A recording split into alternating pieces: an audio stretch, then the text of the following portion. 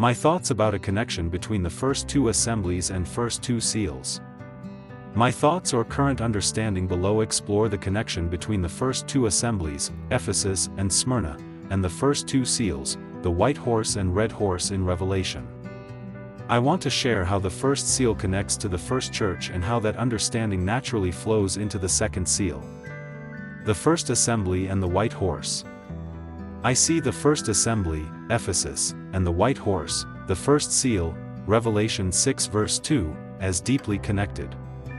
I'm pretty sure there is a spiritual awakening happening, drawing the remnant back to Torah, to Hebraic understanding, and to living out the full teaching of the Bible. It is not just about learning, it is about minds being awakened, people being stirred, to live out Yahweh's truth in everyday life. I see it in assemblies that are teaching and individuals sharing online, videos, websites, and even conversations in homes. It is like spiritual oxygen filling the dry bones, Ezekiel's vision, breathing life where there was inactivity. Now looking at the writer how he goes out to conquer for Yahweh's kingdom, as Revelation describes, seal vision. The bow and the seal imagery symbolizes the power and authority of Yahweh's word in action, reaching out to awaken minds, teach Torah, and share the message of what Yeshua has done. This conquering is not about battle or worldly power, it is about spiritually winning minds and advancing Yahweh's kingdom. It is still unfolding, still growing, and not yet complete. Losing the first love. The first assembly, Ephesus, also illustrates the danger of losing the first love. They worked hard, served Yahweh, and were patient, yet they had lost that initial passion. My understanding is that this first love includes both Yeshua and Torah. My thoughts are it also involves the love of others, the care and compassion that naturally flows from devotion to Him. They were diligent and active in teaching truth, yet the fire in their minds and the warmth of their hearts toward others had grown cold.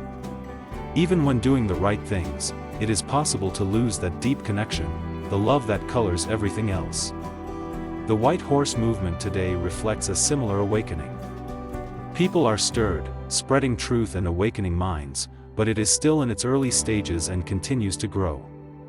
The conquering and the crown. The conquering of the first seal is part of this awakening. The crown given to the rider represents authority and empowerment from Yahweh to carry out His purposes.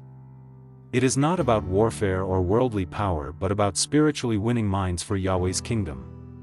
The dry bones are the spiritually inactive people and communities, and the Hebraic teachers, assemblies, and remnant going out represent the rider.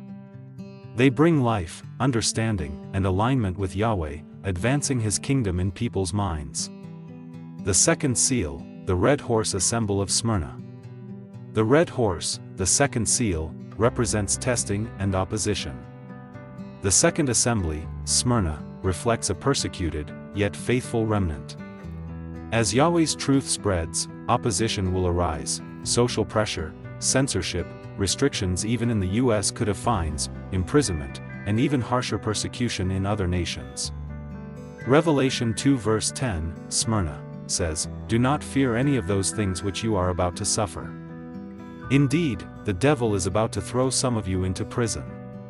Even frameworks like Noahide laws will it harder for the remnant to observe Yahweh's festivals, refining His people through trials. The white horse awakens minds, the red horse tests and purifies obedience, and Yahweh is shaping His people for His purposes. My conclusion.